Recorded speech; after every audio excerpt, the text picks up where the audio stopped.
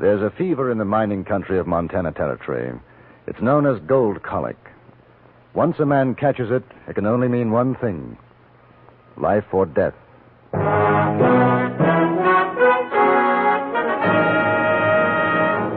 Frontier Gentleman.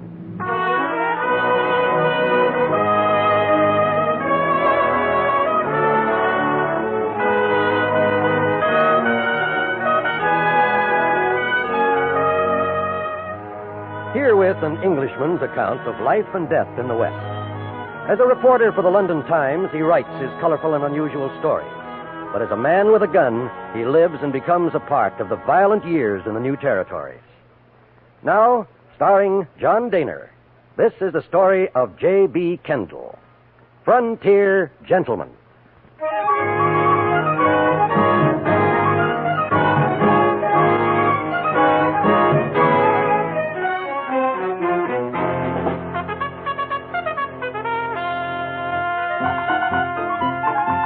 Fort Benton under Missouri in Montana Territory is what you might call a clearinghouse for supplies. They're shipped by riverboat up the Missouri: food, clothing, guns, ammunition, whiskey, tobacco, and from Fort Benton on to the west and north by pack train and wagon. The post is also the point of debarkation for the tenderfoot, the inexperienced miner seeking the fabulous gold fields of the territories. It seemed a worthwhile spot to find a story for the London Times, and so on my arrival, I went to the office of the local newspaper, the Fort Benton Dispatch. The editor was an affable chap by the name of John Warren. He took me into his tiny office. London Times, eh? Sit down, Mr. Kendall. Thank you. Well, this must seem kind of like a tin horn paper to you. Oh, not at all, Mr. Warren. As a matter of fact, I rather envy you. My work depends entirely upon whether the editor likes my story or not. If he doesn't, I don't get paid. If he does, well, I'm in luck. Mm-hmm. Well, let's hope I can put you onto something good. That's very kind of you. Of course, the best thing you could do is to talk to some of the old-timers around. They've got 100 stories. Well, first I wondered, has there been much gold found in this vicinity? Around Benton? No, most of it's north and southwest of here. Big strikes over to Virginia City and Bannock. Mind you, there's talk, you hear it around once in a while, of gold in these parts. But I never heard of anyone striking it rich. Most of the boys just pick up supplies here and try to get a grub stake to head on out to the mountains. I see. Well, didn't you ever try prospecting? Nope. Found a good wife, a pleasant way to live. I make out and I'm happy. Too many hill rats wasting their... Hill rats? Prospectors. Too many of them wasting their lives for that one big chance. I guess I'm not that much of a gambler. Where would I be likely to find a chap like that, a hill rat? Oh, Benton's full of them. If you want a real old-timer, go down and see Shorthorn Tom. Shorthorn Tom? Yeah. Nobody knows his real name, and he's probably forgotten it himself.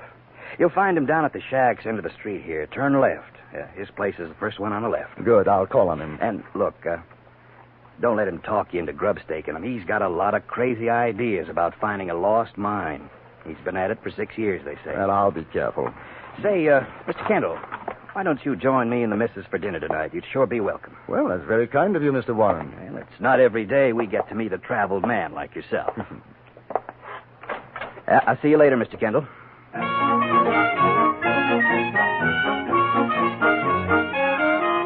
It wasn't hard to find Shorthorn Tom's place. I could have discovered it on a foggy London night by the smell alone. A ramshackle lean-to affair, it had the odor best described as rotting fermented cabbage, which a moment later I found emanated from the gentleman himself. The old prospector was the most unwashed individual I've ever come across in my life. Bleary-eyed, he greeted me at the sacking that passed for a door. Shorthorn Tom? I wonder if I could have a few words with you. What's the matter, boy? You got the heaves? No, I don't believe so. Sound like it. You want words? Come on in. Got me a mess of poop stewing. Light and rest your saddle, mister. What's your business? Well, I'm writing about the territory for a newspaper, Tom. I thought possibly you might be able to give me some information. Information? What kind of information? Oh, the life of a miner, for example. Your life. No, I'm quite serious. You want to pay for information? Oh, Well, I hadn't exactly planned on it. Then I ain't got no medicine for you. $5? Yeah, let's see it. Ain't you got no real money? Never did trust a bit of paper. I'm afraid that's it. Well, better than a sack of dingbats, I guess. You want some pooch? Is that what you're cooking? Yeah, tomatoes, sugar, and bread. Lost my teeth a couple of weeks back. Can't eat nothing but. I don't think so. Thanks very much. Well, you go ahead and ask what you want. I'll eat. I understand you've been mining in this country for some time. Oh, 20 here, more other places. Got the biggest strike a man ever see 6 years back. But I lost it. Really? Well, I'd like to hear about that. No more than 20 miles from here, too. Except nobody believes it. But I heard there wasn't any gold to speak of here. You heard. Oh, listen, mister. Oh, thems that tell you that don't know they're saddled from a prairie dog hole. I'm a telling you. There's diggings over in them mountains, the Highwood. I seen 'em. I know what's there. Gold. 5,000 a ton if it's worth a cent. Well, what happened to it? Well, me and a partner was prospecting in the Highwoods. Got lost and caught in a blizzard. Sam, he was my partner. He went west. Wind blew him clean off the trail, about 1,000 feet down. Well, I found a cave, see? I figured to stay put till the weather broke. And that's where I found it. In the cave? Right in the cave. Indian or Spanish diggings, I figure. Nuggets as big as your saddle. Go on. Well, that's all. I brought the nuggets back. Had me some fun. Then went back to work the mine. And I couldn't find it. It's unbelievable. Sure, that's what they all say. Shorthorn Tom, biggest liar in Montana Territory. Ain't nobody going to give old Tom a grub stake to make 'em all look sick as a mule. But they must have known about the nuggets you found. Mister, a fellow who's in it rich is like to give away more than I took out of that cave. Oh, that's how they figure I got the gold. Oh, sorry. It was give to me. Quite a story. Yeah, it ain't it? Now I'm between a rock and a hard place. Doing a job here and around to scrape up $1 for grub. While up there's enough gold to buy me the whole dang town. When did you give up looking for it? When? Mister, when you got gold colic like I got it, you just never give up. You sure you want to have some of this pooch? Mighty tasty. No, thank you. Yes, sir. Yeah. 8 times I've been back looking till I run out of grub. But one of these days... Hey, you wouldn't be interested in going partners, would you? Oh, I don't think so. It's very kind of you to offer. Wait a minute. Let me show you something. You know what gold looks like? I've seen it. Yeah. Good Lord. That must be worth... 200, 250. Well, but couldn't you use this to buy what you need for another try? Could, but won't. If I spent this and didn't find the mine, there'd be nothing left to prove what I know. Now, it wouldn't cost more than $100. Man could take 1 mule for packing. Pretty good outfit. Oh, I ain't saying the best, but it'd do. Only on 20 miles from here. And how about $50? No, 100. And you know what? I got a feeling. If a man wanted to put up $100, this could be the lucky time. Oh, I've been feeling it for a week. The weather's good. This trip out, I'd find it. Well, Tom, I have an idea, for nothing else but the experience, it'd be worth it. All right. Here. 50, 70, and 90, 100. If you don't find it, I'll be in your shoes. Flat. Busted. Oh, mister. Hey, what's your name? Kendall. Oh, Kendall, you got yourself a partner. Yes, sir. I'll take this here money and get us fixed up. We can leave right away. Bed out tonight. Where are you staying? No, I've got a room at the American Hotel. Meet you there in 2 hours. Oh, Tom, there's nothing personal, you understand, but I think a little security is indicated in case of accidents. Oh, you figuring me to deal from the bottom? All right, I'll tell you what. Now, I'll give you the nugget, see? You trust me with your 100, I trust you with my nugget. And if I don't show up in 2 hours ready to travel, you made yourself a profit. Fair enough. Mister, you may not know it, but you're going to be one of the richest men in Montana. or the poorest. I'll meet you at the hotel.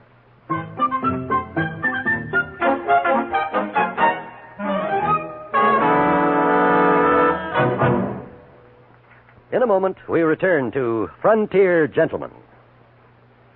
When you hear CBS News, you're hearing the results of worldwide watchfulness that pays off in accurate reporting sped to your sets with minimum delay. CBS News has reporters in every corner of the world. By keeping your set tuned to CBS Radio, you'll not only get your favorite entertainment, but the regular news programs of the nation's best reporters, plus special bulletins whenever they are called for by CBS News. Make the Star's address your listening post on the nation's most listened to programs and for the nation's most listened to news reports as well. And now we return you to Antony Ellis' production of Frontier Gentlemen.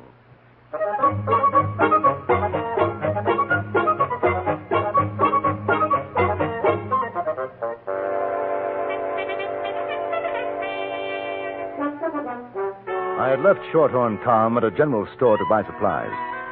Precisely 2 hours later, the old prospector was outside my hotel, leading a scrawny-looking burro, which looked as though it would momentarily collapse under the weight of its pack.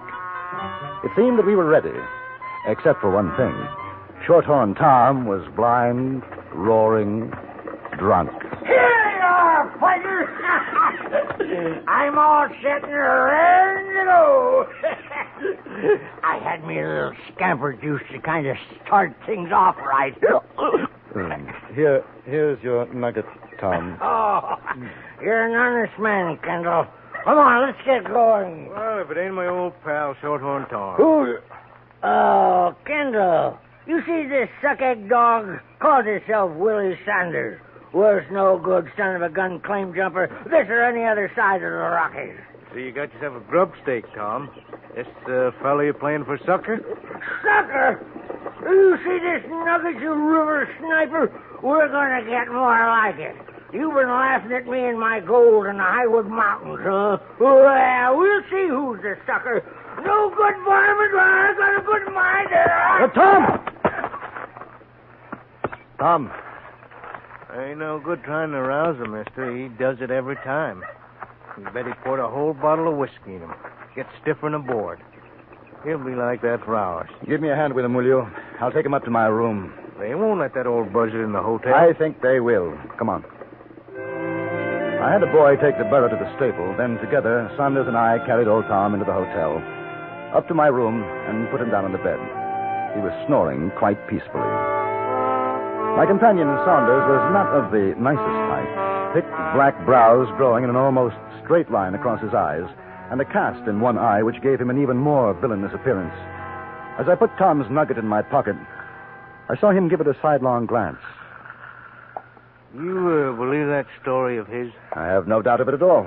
Nobody else in Benton does. Well, that may well be their misfortune. Did he tell you where the mine is?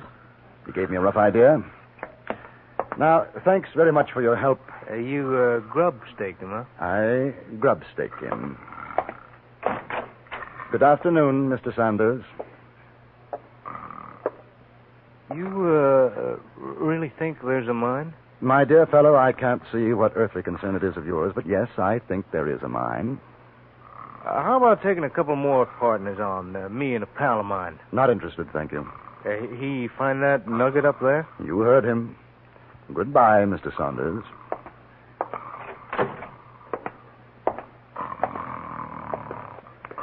Tom.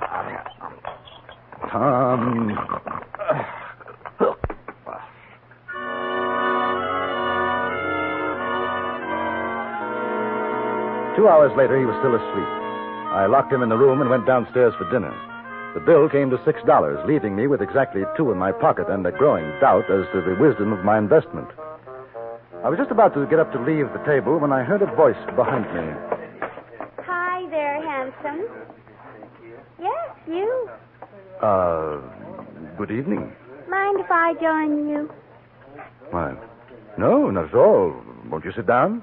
I've been watching you from over there. You know what I said to myself? I said there's a real lonesome man. A real lonesome man. So I come over to make you feel better. Oh, Well, as a matter of fact, I'm in quite high spirits, really. That's swell. That's real swell. I'm glad. My, you got a beautiful way of talking.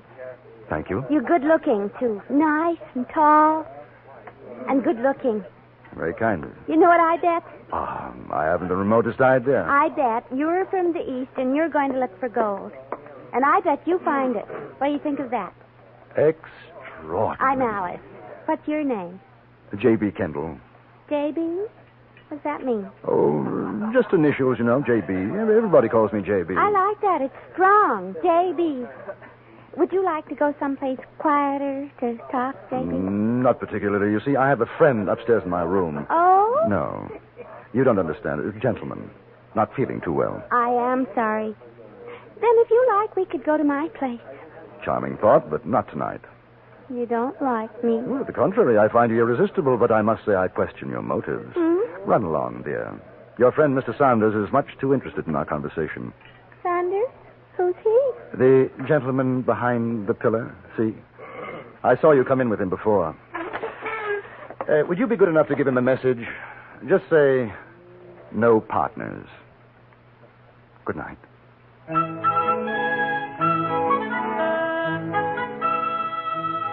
Shorthorn Tom didn't awaken until the next morning, and I marveled at his recuperative powers. He showed not the slightest effects of the night before. We collected our burro and left Fort Benton at sunrise and started south toward the Highwood Mountains.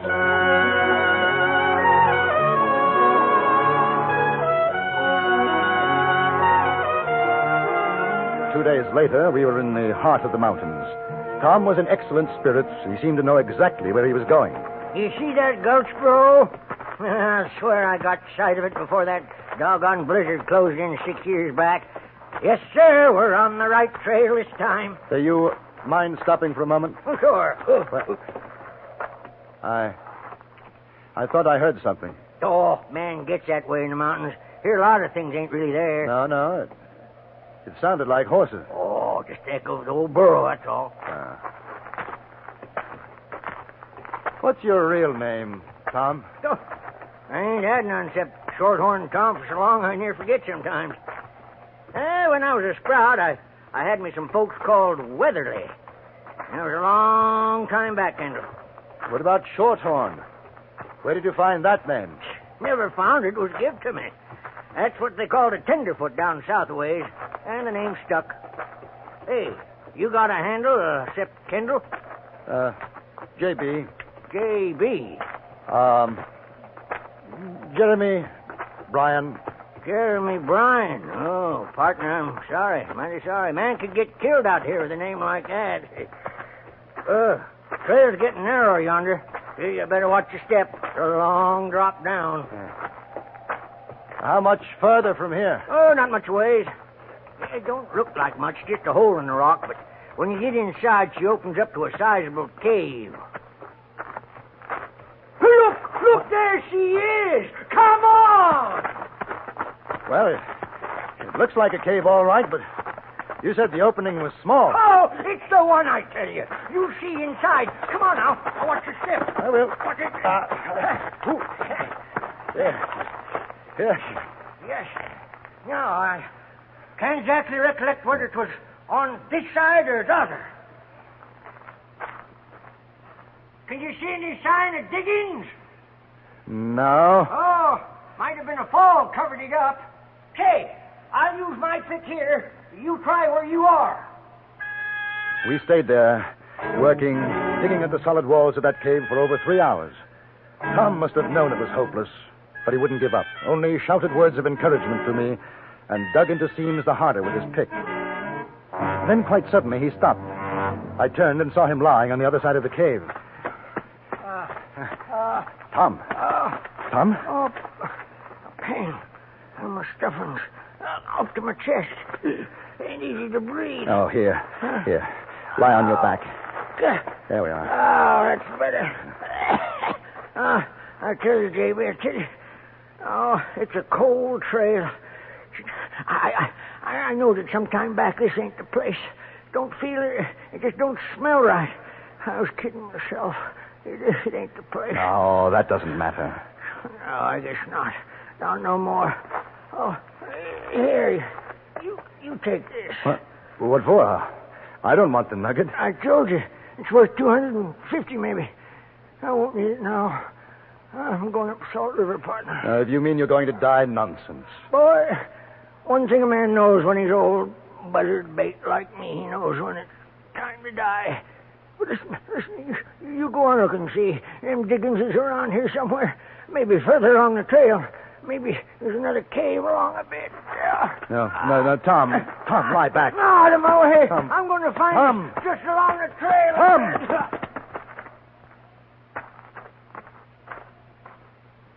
That old Tom, he sure had the gold colic bad, didn't he?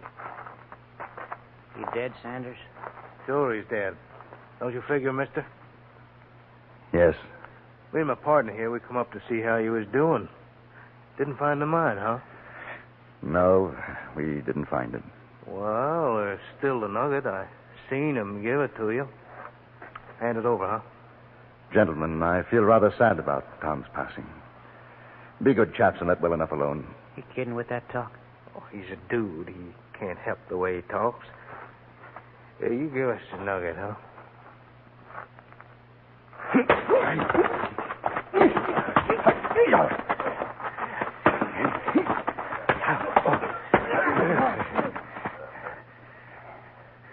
Now, both of you, get up.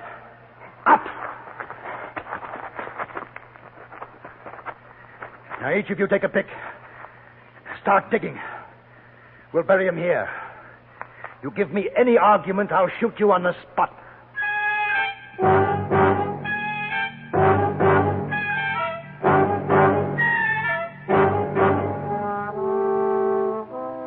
After Shorthorn Tom was buried, I took the horses belonging to Sanders and his friend and started back to Fort Benton. I had the idea the walk would do them good.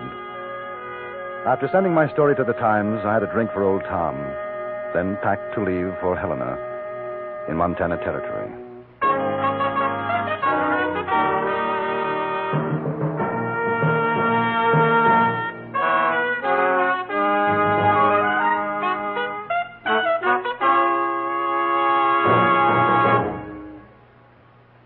Frontier Gentleman was written, produced, and directed by Antony Ellis and stars John Dehner as J.B. Kendall. Featured in the cast were Joe Kearns, Don Diamond, Virginia Gregg, and Herb Ellis. Music was composed and conducted by Wilbur Hatch.